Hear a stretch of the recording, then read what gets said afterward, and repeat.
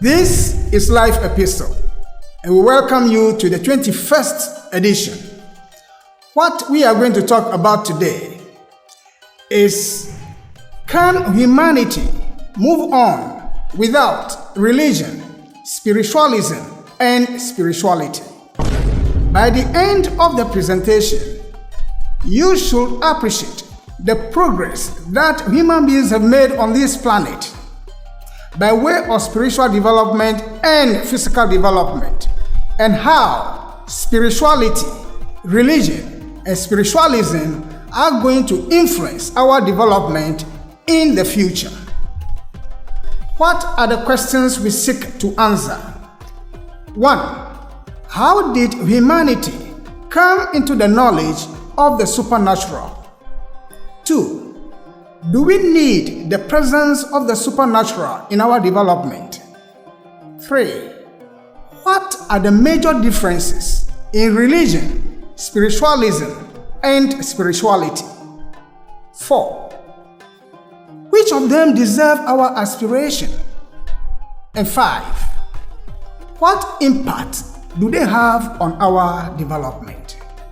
Stay tuned as we give you the answers. As usual, our reference for this lecture is the Western Wisdom Teachings, and my name is Sedo Boko. Let us begin with the introduction. Have you noticed that of late, the term spirituality is gaining popularity? Many people are using it for various reasons. For some, to show their belief and worship of what they claim the one and only true God. For others, it is to differentiate themselves as Christians from other religions, especially African traditional religion, which they, out of ignorance, call idol worship. Recently, I was having a conversation with a friend who kept using the word spirituality so repeatedly and with avidity that I had to ask him at a point, what is spirituality? Similarly, I came across a chat group online, and the administrator was advocating for African spirituality to the point that she was virtually condemning blacks or Africans for ignoring ancestral systems of worship for Western or foreign ones. Over there too, I had to ask for an explanation of the term African spirituality. What does it mean? Except that she got angry that I posed a question that demanded her explanation. So you can guess how it ended. No answer. It is important that we get the terminologies right. Why is it so? So that we can point out with clarity our faith and practice, its distinct and unique character, how it emerged, and its place in the physical and spiritual progress of humanity. Any faith or practice that is not in alignment with the evolution of mankind, the future state of humanity will perhaps be dominated by dropouts of the human race, since the pioneers will have moved on to living a higher form of spiritual life. It is for this reason that in today's world, all faith and practices are not the same across board. Some are higher than others. This is the reason why we have the differences in religion, spiritualism, and spirituality. Let us go back into the past and remind ourselves of what happened. When humanity lived in the etheric region of the physical world, we were automatically spiritual and knew things naturally. All things come to us automatically. The currents of our spiritual centers moved anti-clockwise, and things came to us without any effort on our part. We could see and interact with the great beings who were leading us. We had no knowledge of external things, including our own dance body, which we were using. In short, our eyes were not open to the external world. Our consciousness was like being in a dream state. That is to say, we were conscious within ourselves, but not of external things. Later, the fall into materiality came when we disobeyed the laws of God by the abuse of the creative energy. Eventually, our eyes became opened to the material world, and we lost the free gift of natural, involuntary spiritual perception. By developing sight of external things, our spiritual organs became attenuated. We could no longer see and communicate with the invisible supernatural beings who were leading us to become godlike. From that time, there has been a yearning among humanity to regain the lost spiritual estate. At the individual and societal level, there has been that longing to go back to the source of being. How did we come into the knowledge of God, the one God? Prior to the knowledge of one divine God, mankind believed in the presence of spirits in all things, animate and inanimate, deep forests, rocks and mountains, rivers, animals and plants. We believe in the existence of spirit in all those things. Such places or things are deemed sacred, and some form of rituals, worship, and activities indeed took place in veneration of them. It gave rise to what is called totemism. And we know that a totem is a spirit being or sacred object or symbol that serves as an emblem of a group of people, such as the family, the clan, or ethnic group. Also, the second being animism, which is the belief that objects, places, including groves, and so on, are of distinct spiritual essence. Let us take note that the physical and spiritual development of humanity is still work in progress. We have not yet become perfect, so our physical and spiritual development is still ongoing. When we had dim consciousness, harsh methods were used to awaken our consciousness, our awareness. The beginning was tough because humanity was just gaining spiritual awareness about our relationship with God.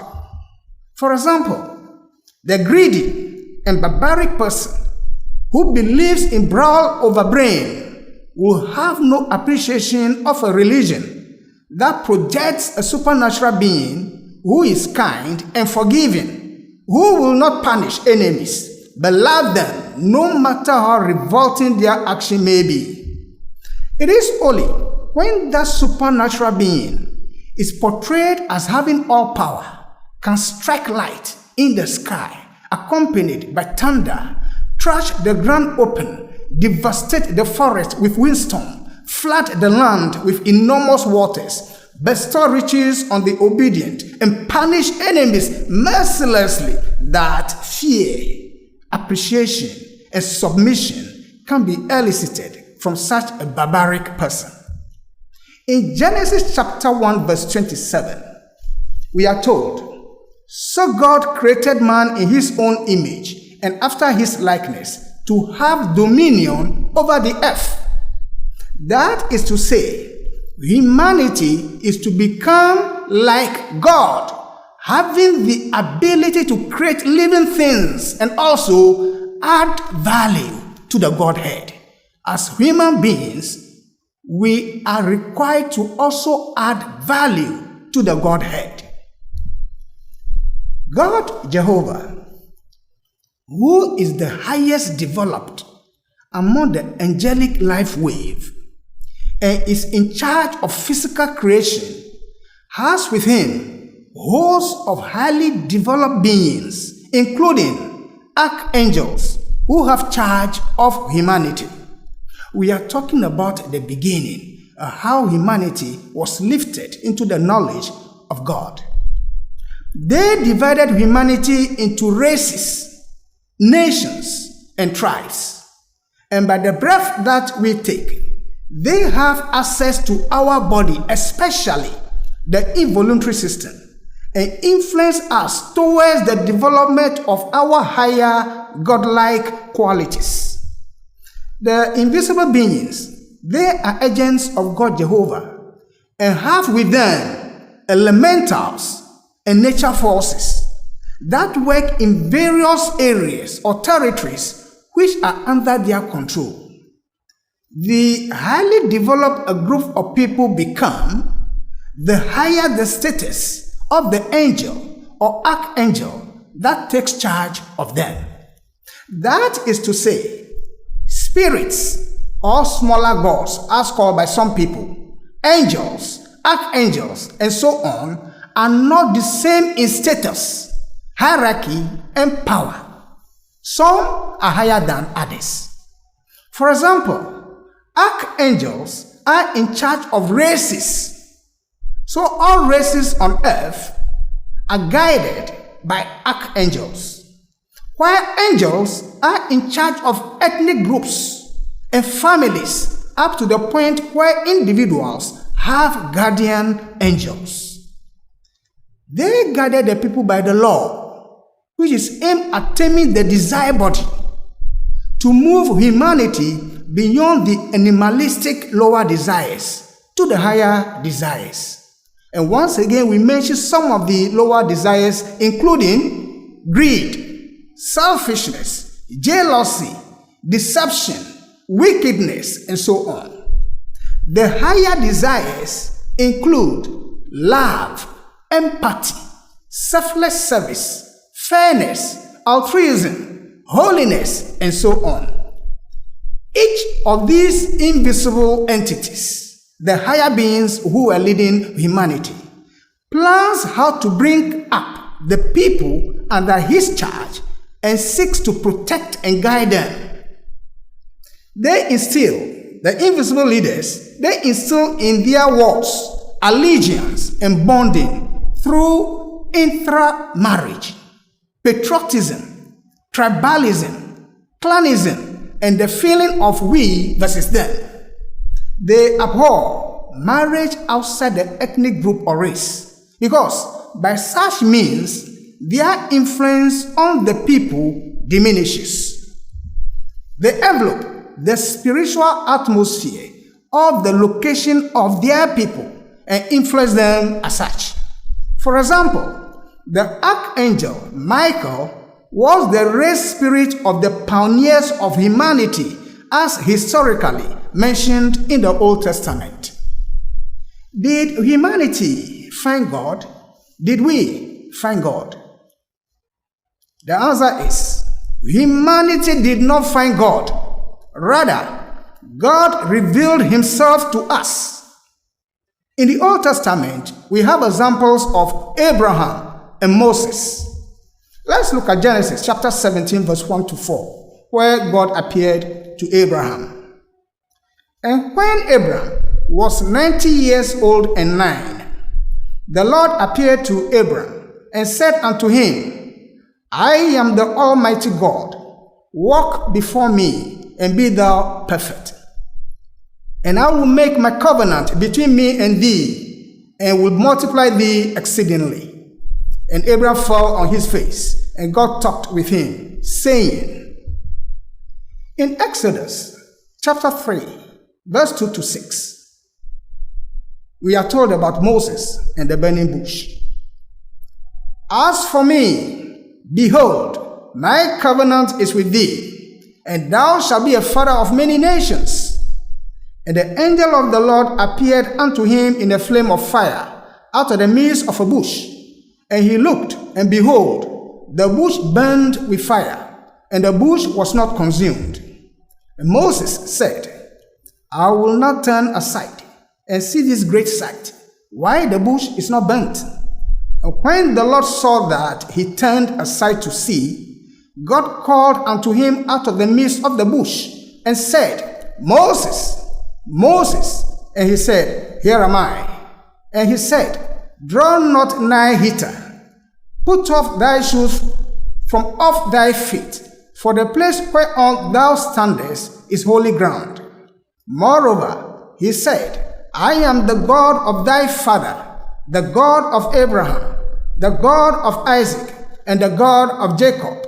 And Moses hid his face, for he was afraid to look upon God.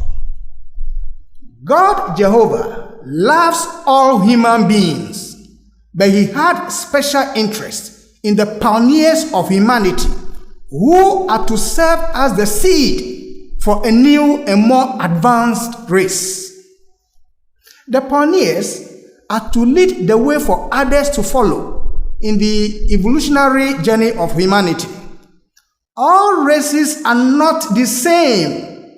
Generally, there are differences. The Bible talks about the physical and spiritual journey of the pioneers of humanity in the ancient days, when the earth planet was not as it is today, when the form of humanity was also not as it is today. This journey of the pioneers of humanity is mystically captured in the Old Testament. It is an esoteric narrative of the fall of the spirit into materiality, the plan of redemption beyond the socio-cultural, historical, political, and economic renditions of the popular nation state of the Jews. So what is written in the Old Testament is not in reference to the state we called Israel as geographically located. It is for the pioneers of humanity who are labeled in those days as Israel, not today's Israel. The Tower of Babel, as we read about in Genesis chapter 11 verse 1 to 9, and the journey of the Israelites in the wilderness from Egypt to the promised land were depictions of how the pioneers of humanity were led by higher beings, the struggles, failures, pains and sorrows, lessons learned, the plan of salvation, and the role of the individual. Egypt, as captured in the Bible, is not today's Egypt. It represents materialistic and lower consciousness. And the promised land is not a physical location. It represents higher spiritual knowledge and communion with God. So let us not take these things as a geographical representation. It goes beyond that. Just as each individual, each one of us initially lost consciousness of the higher realms through disobedience of divine laws, so is it required that each individual spirit, each one of us, should play his or her part to regain that lost estate within the general divine plan of redemption. And we read about that in 2 Corinthians chapter 5. The dawn of religion. How did religion come about? At the beginning, there was nothing like religion. That defined form of worship that is exclusive to a group of people based on belief in the supernatural. We never had anything like that at the beginning. It is more or less a concept. Religion is more or less a concept backed by practice that differentiates a set of people from others. Initially, at the beginning, there was only the law, which is integral to the day-to-day life of society. People did not see reverence and worship of deity exclusive to only certain days, rites, and worship. The way they live, their worship, culture, tradition was an everyday lifestyle which was based on the law. And because the laws are from one source, God Jehovah, there are some commonalities that run across all races. The do's and the don'ts of living a godly life are common. Sin is the severe punishment that is reserved for going against the law. So, religions such as Christianity, Islam, Judaism, Hinduism, Taoism, African traditional religion, and what have you, they never existed in the past as compared to today. But with time, especially in the 16th century, the concept emerged and given widespread attention by the Western world. It is said that the word religion is derived from the Latin word religare, that is to tie or to bind, and religio, which stands for conscientiousness, respect, or sanctity. The idea being that the soul is bound to God. Of course, the concept of religion is higher than that of animism and totemism. Religion is characterized in many ways. 1. Beliefs and doctrines. Religions often have a set of beliefs or doctrines that outline the nature of the divine, the universe, and humanity's place within it. These beliefs include concepts of gods, spirits, the afterlife, and moral principles. Religious concepts about creation and the place of human beings in it and our relationship with God is very detailed. Even though religion recognizes the existence of spirits, it does not recognize them as God, but rather they are subject or under the control of God. Notably, religion differentiates good spirits from bad spirits. Hence, dealing with spirits is a restricted area. It is not open to the masses, but only trained and matured leaders. The second characteristic of religion is about the rituals and practices. Religious rituals and practices are actions that are performed in accordance with religious beliefs. These include prayer, worship, ceremonies, fasting, and other forms of devotion. Practices differ since religion seeks to gradually awaken the moral and spiritual aspect of people and requires them to follow the teachings, the doctrines, and dogmas without questions. The third characteristic of religion is about sacred writings. Many religions have sacred texts or scriptures that are considered authoritative and provide guidance on beliefs, practices, and moral conduct. Examples include the Bible, the Quran, and others. The fourth characteristic of religion is about community and social structure. Religion often involves a sense of community and belonging. Members provide social support, promote a sense of identity, and a framework for social organization, which may include religious leaders, places of worship, and religious institutions. How has humanity been educated? What was the educational method of humanity from the beginning? 4 great steps are being taken to educate mankind in the process of evolution. First, humanity was worked upon from without unconsciously by the higher beings.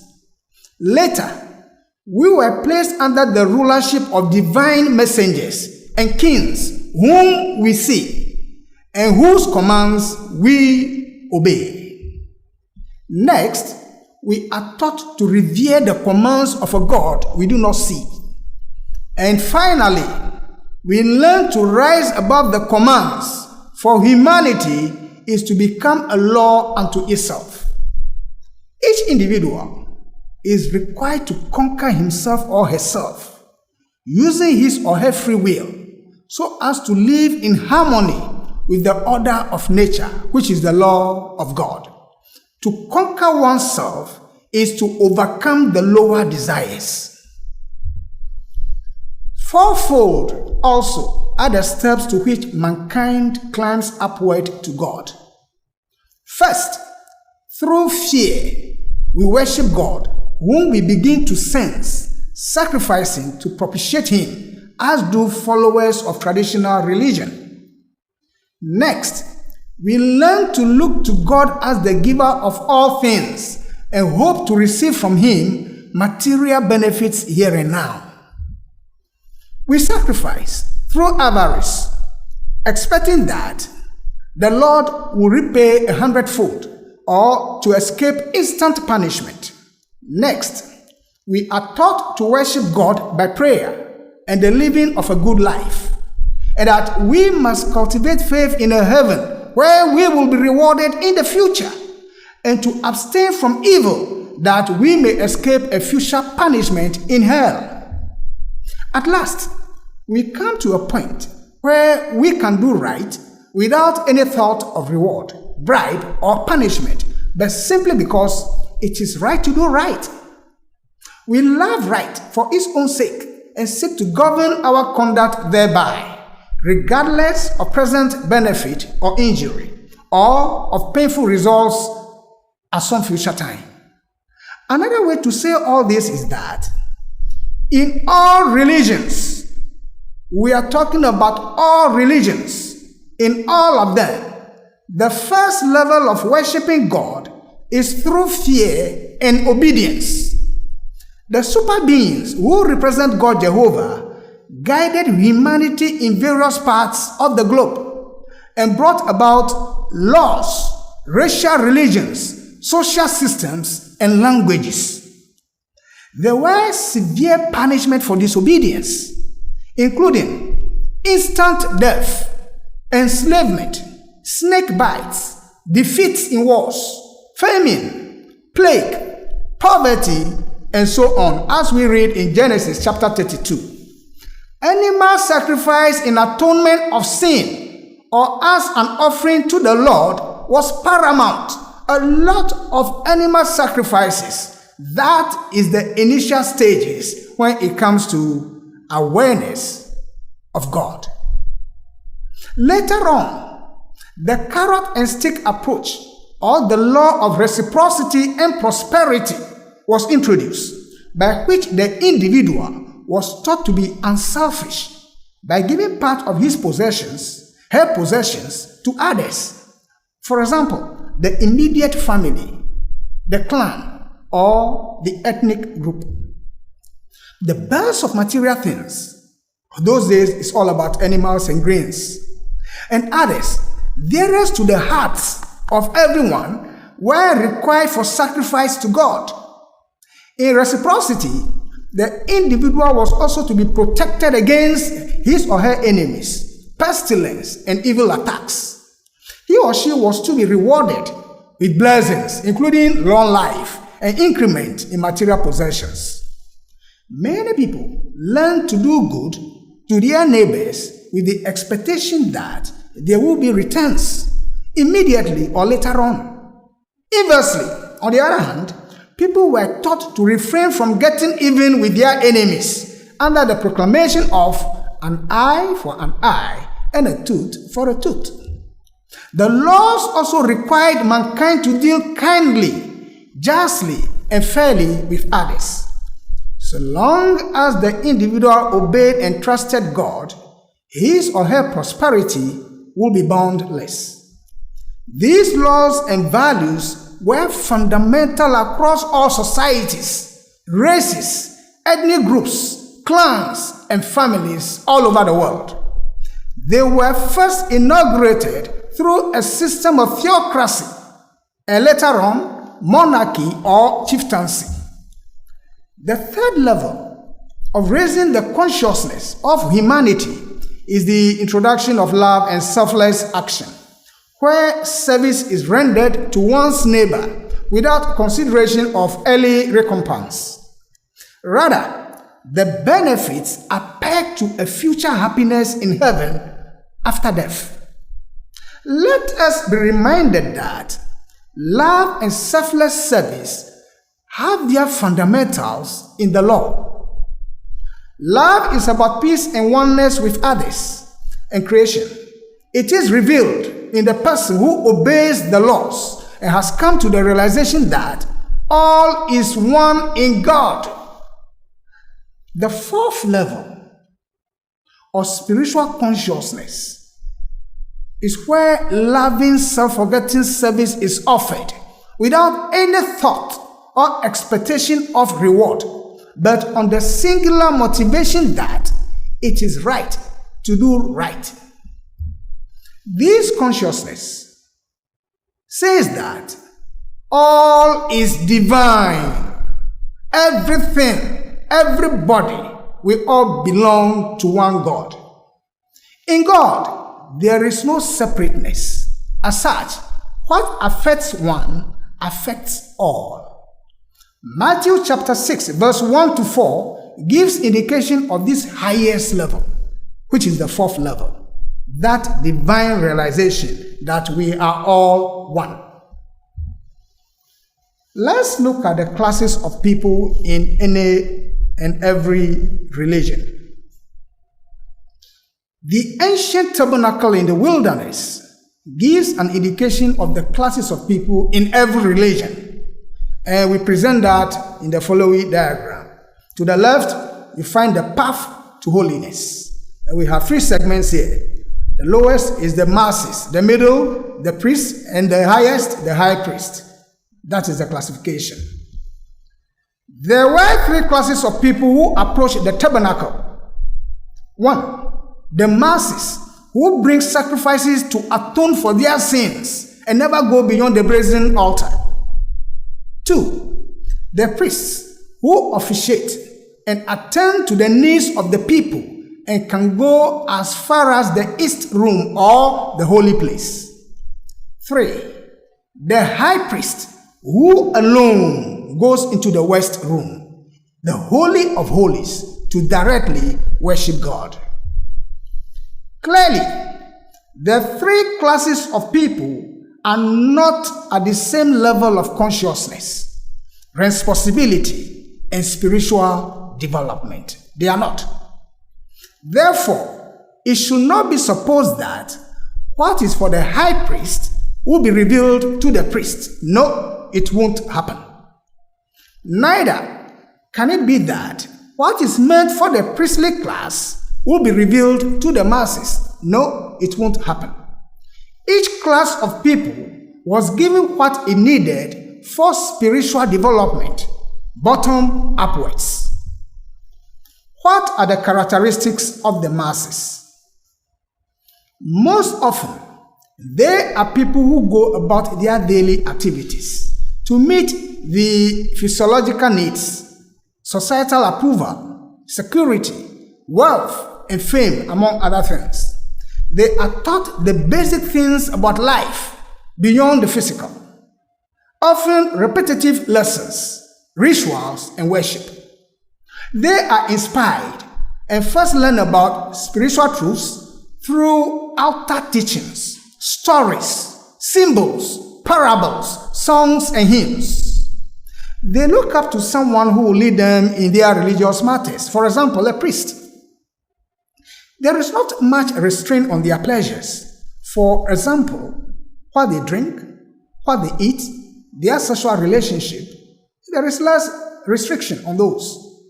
Their prayers is most often for material things, and they look up to the God outside, whose commands they dare not disobey.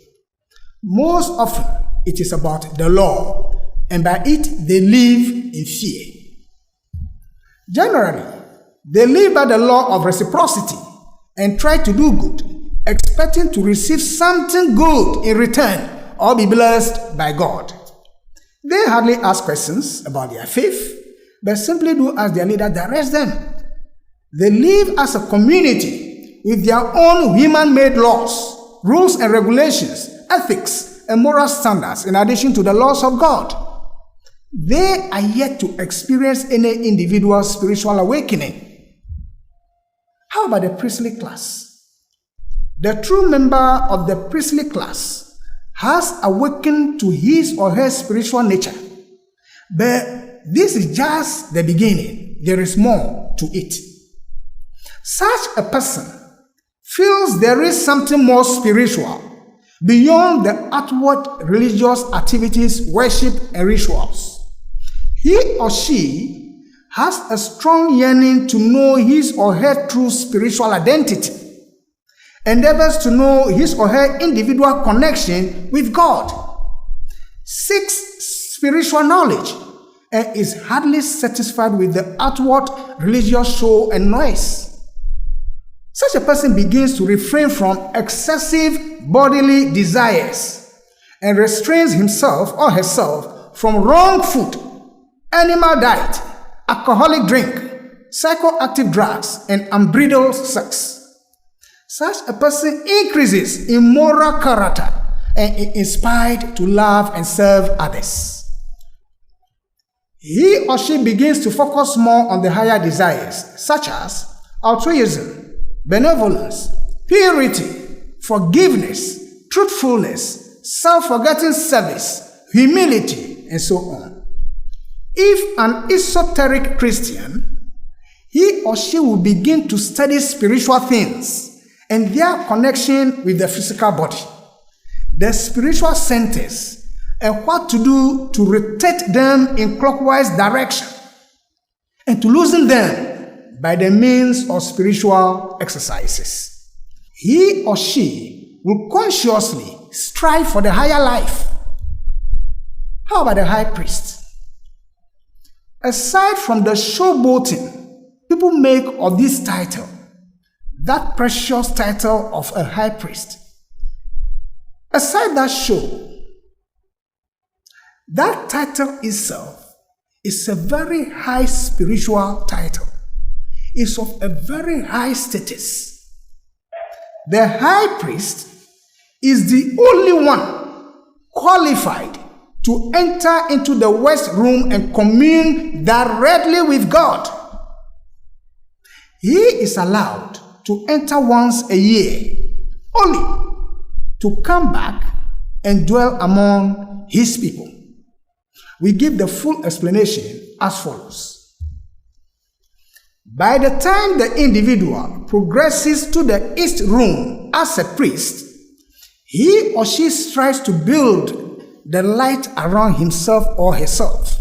And we are talking about the light eater and the reflecting eater, the soul body. That is what we are talking about. The spiritual currents glow in size, spin clockwise, and vibrate.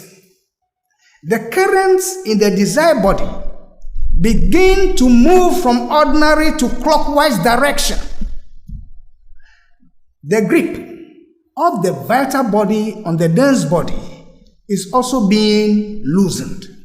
That happens when the person is a priest attending to the service of God in the east room. Gradually, the spiritual centers are being opened, and the individual is being prepared to not only have spiritual sight, but to voluntarily and consciously come out of the body. We ever said in our presentations that the vital body is tied to the dense body in the areas where Christ Jesus was nailed on the cross. So, by the time the person becomes a high priest, he or she can consciously and voluntarily leave his or her body and do right in the spiritual world. Therefore, the high priest is the individual who can see beyond the three-dimensional world and has at least one of the 9 lesser initiations and striving to attain the others. He or she is on an errand to help humanity in the physical world as well as in the spiritual world, consciously. The details about religion we present to end our talk about religion. Generally, religion seeks to gradually awaken the moral and spiritual aspects of people and requires them to follow the teachings, the doctrines, the dogmas, and what have you. The reason is for them to be well grounded in the religious teachings, you need to be grounded in the religious teachings first. Often, religion focuses more on the heart-dominated people, faith and love-inclined people who have unquestioning minds, people without spiritual initiatives who need to be directed by a leader to God, people who should learn to obey what the religious leaders say and the books also say without any questions, people who are yet to come into the realization that they have the godlike qualities in themselves and needed to unfold those qualities by themselves.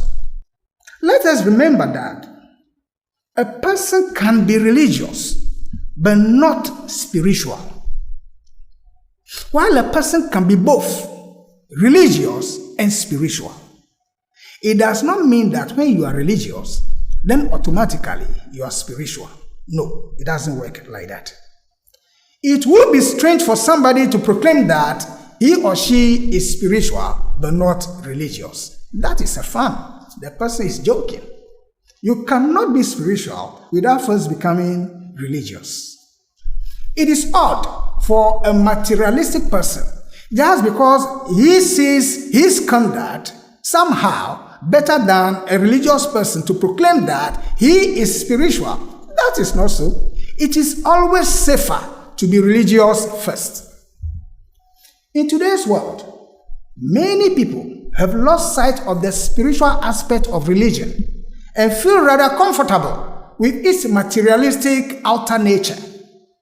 The religious leaders themselves have become materially inclined and are giving inadequate attention to the spiritual aspect.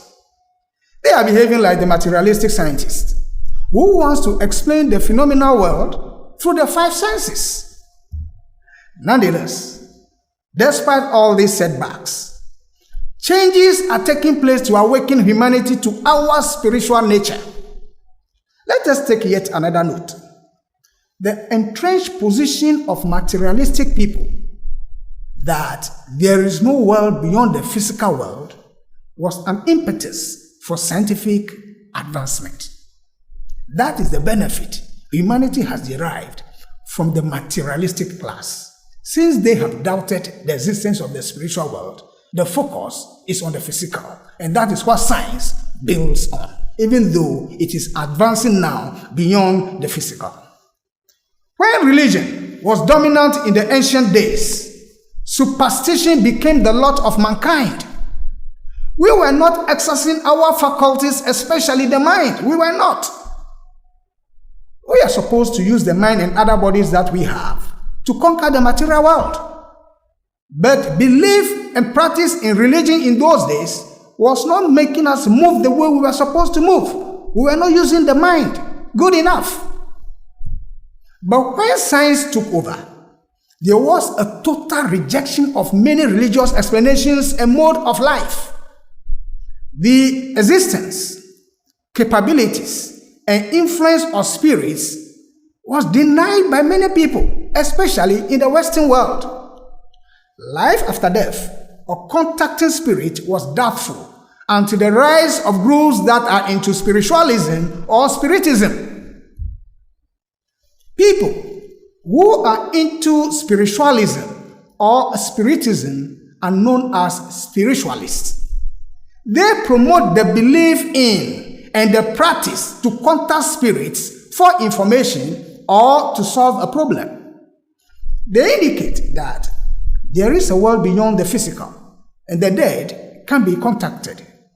They rely on art and craft to contact spirits by various tools and techniques. They will often refer to the Old Testament and cite the witch of Heindel to support their craft. They have rituals and practices aimed at communicating with entities, and based on their directions, certain ceremonies are organized, such as healing, festivals, sacrifice, public rites, and rituals. It is common to see them professing that they could solve problems of poverty, failing business, marriage, barrenness, and all manner of sicknesses. The mainstay of the craft is mediums or a human channel who are used by the entity to relay information from the superphysical realm. For spiritualism to function, it is required that there should be the presence of two things. One, a human being whose ethers are often tapped without the person knowing it. And two, an unseen entity. Followers of spiritualism or spiritism also go on retreats, camp meetings, festivals, and form associations to protect their rights and trade. Of late, many groups that are into spiritualism or spiritism have transformed themselves into religious groups throughout the world. Their main emphasis is communicating with spirits to solve problems. They do not necessarily provide a detailed explanation of cosmogenesis or divinity and how humanity is linked. That is not their border. They are not concerned about it at all. What are their tools and techniques? Spiritualism or spiritism may have texts or objects that guide their practice and membership. Examples are planchettes, Ouija boards, pendulum boards, pocket shrines, crystals, bracelets, rings, herbs, incense, drinks, and what have you. And you remember the 6 and 7 books of Moses or the book of magical words. They are all the tools that are used. What then are the dangers of spiritualism or spiritism? The followers do not develop their potentials from within, but rely on external spirits or mediums to do things for them. 2, they have no knowledge about their own spiritual potential powers and how to develop them. 3, they have no idea the kind of spirits they are dealing with, since they do not have the spiritual strength to do any investigation.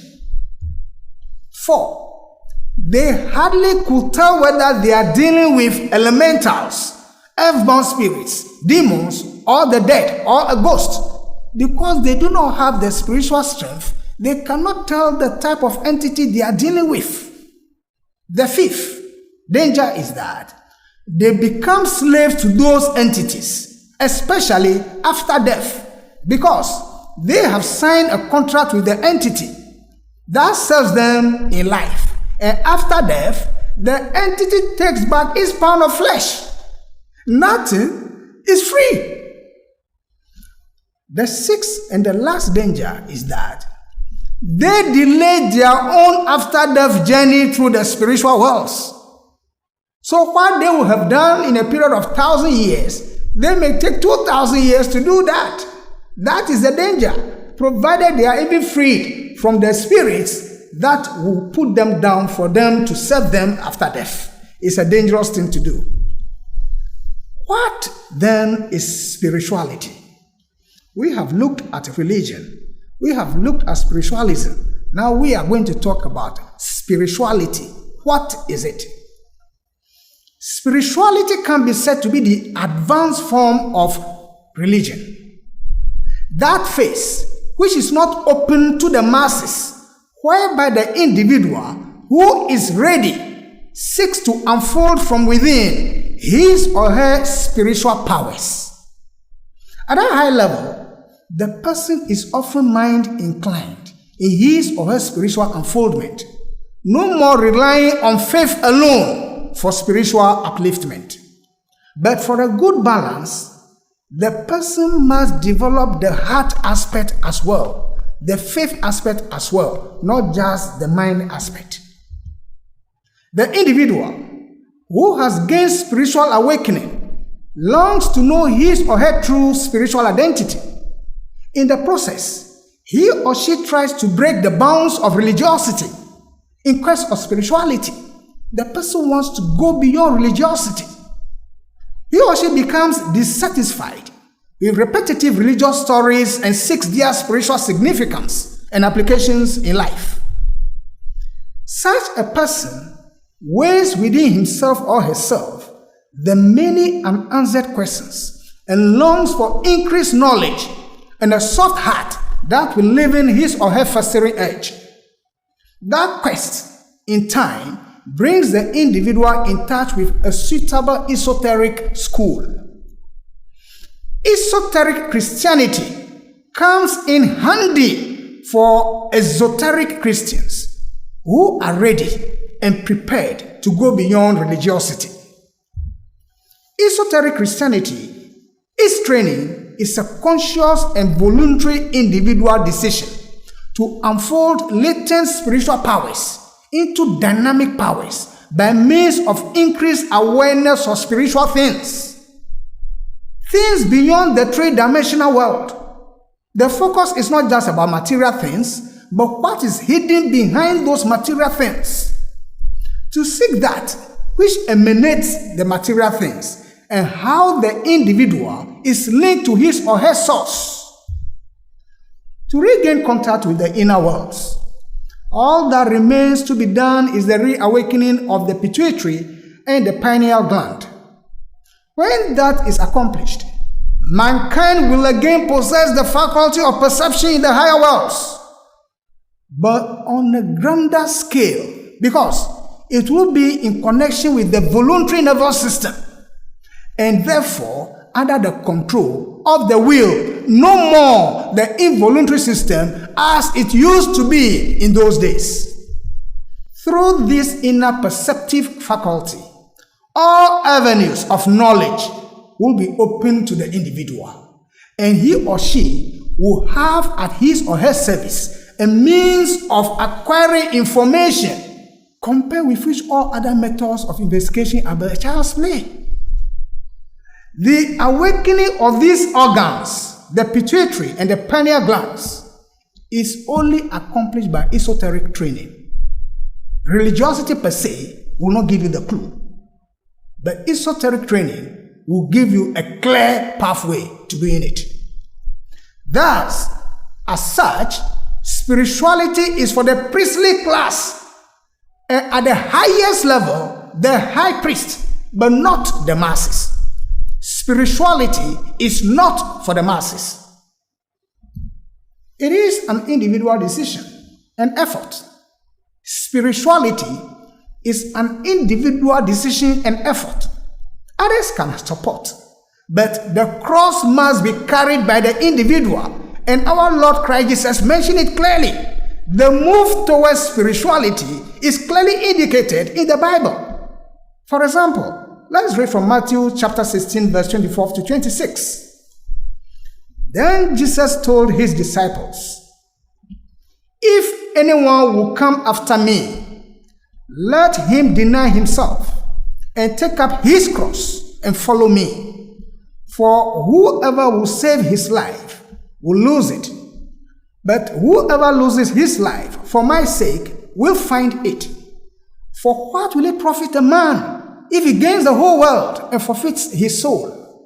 Or what shall a man give in return for his soul?"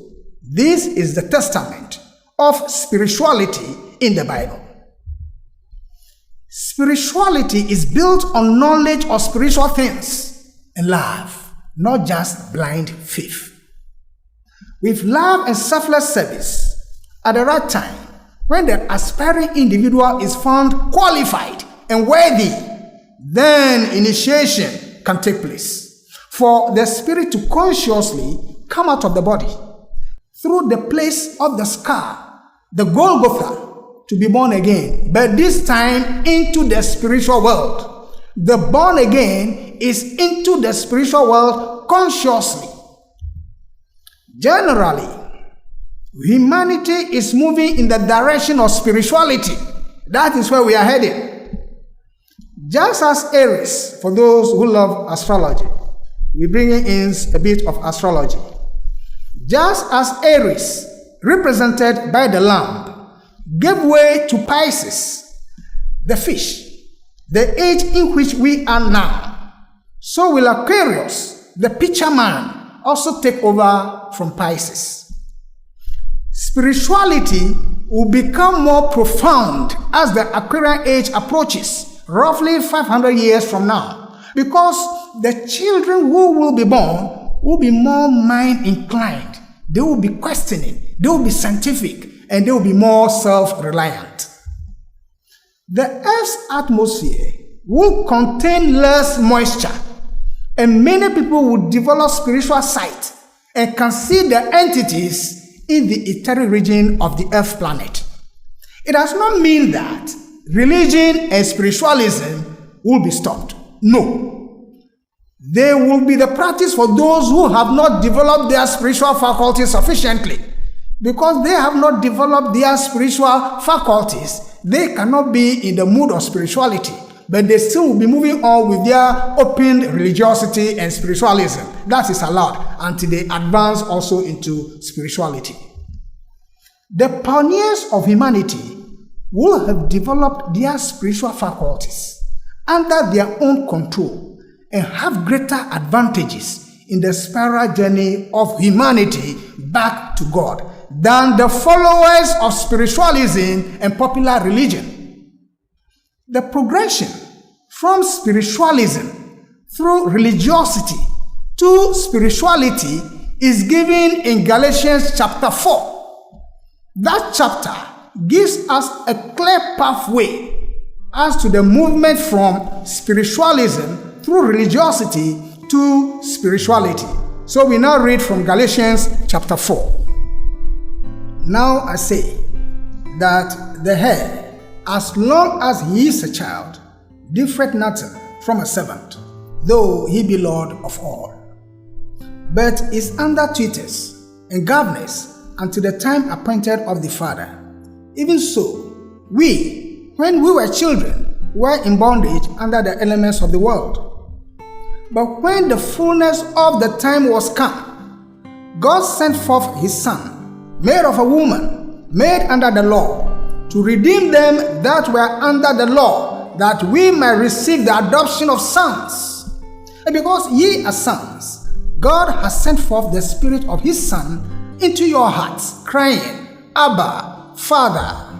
Wherefore, thou art no more a servant, but a son, and if a son, then a heir of God through Christ. Howbeit then, when ye knew not God, ye did service unto them which by nature are no gods. But now, after that, ye have known God, or rather are known of God. How turn ye again to the weak and beggarly elements, whereunto ye desire again to be in bondage? Ye observe days and months and times and years. I am afraid of you, lest I have bestowed upon you labor in vain. Brethren, I beseech you, be as I am, for I am as ye are. Ye have not injured me at all. Ye know how through infirmity of the flesh I preached the gospel unto you at first. And my temptation, which was in my flesh, ye despised not, nor rejected, but received me as an angel of God, even as Christ Jesus. Where is then the blessedness you spoke of? For I bear you record that, if it had been possible, you would have plucked out your own eyes and have given them to me. Am I therefore become your enemy because I tell you the truth? They zealously affect you, but not well. Yea, they will exclude you, that ye might affect them. But it is good to be zealously affected always in a good thing, and not only when I am present with you. My little children, of whom I travail in birth again until Christ be formed in you. I desire to be present with you now, and to change my voice, for I stand in doubt of you. Tell me, ye that desire to be under the law, do ye not hear the law? For it is written that Abraham had 2 sons, the one by a bondmaid, the other by a free woman. But he who was of the bondwoman was born after the flesh, but he of the free woman was by promise. Which things are an allegory? For these are the 2 covenants. the one from the Mount Sinai, which gendereth to bondage, which is Agar. For this Agar is Mount Sinai in Arabia, and answereth to Jerusalem, which now is, and is in bondage with her children. But Jerusalem, which is above, is free, which is the mother of us all. For it is written, Rejoice, thou barren, that bearest not. Break forth and cry, thou that travellest not. For the desolate has many more children than she which hath a husband. Now we, brethren, as Isaac was, are the children of promise. But as then he that was born after the flesh persecuted him that was born after the Spirit, even so it is now. Nevertheless, what says the Scripture? Cast out the bondwoman and her son, for the son of the bondwoman shall not be heir of the son of the free woman. So then, brethren, we are not children of the bondwoman, but of the free. Friends, in this episode, we have sought to explain that religion, spiritualism, and spirituality are phases of spiritual development of humanity. Human beings are not only physical, but have spiritual bodies that are gradually being unfolded. In the process, higher beings who are invisible are in charge, directing humanity consciously or unconsciously. The ultimate is for every human being to unfold his or her latent spiritual powers from within, under his or her own control. Religion is a gradual approach to unfolding those godlike qualities in us by faith. Spiritualism does not develop the individual's spiritual faculties, but rather fosters reliance on external spirits to get things done using a medium or a spirit control. Spirituality places emphasis on self-development through the acquisition of spiritual knowledge beyond religious knowledge. The acquired spiritual knowledge should be pillared on love and used in the service of humanity. The ultimate is to consciously develop the spiritual centers and to consciously come out of the body, which is the true born again. We hope you have learned something new in this episode. If you have any suggestions or comments, you can put them in our comments section. The topic for our next lecture is, Can humanity find the Garden of Eden in the material world? We thank you very much. Filling up every space, no privacy. And silently, it could build and build until you finally see. Whoa, it's taking over, damn no closure, moving closer. No exposure, I just wanna be a loner. Some can't stay sober, looking over all this.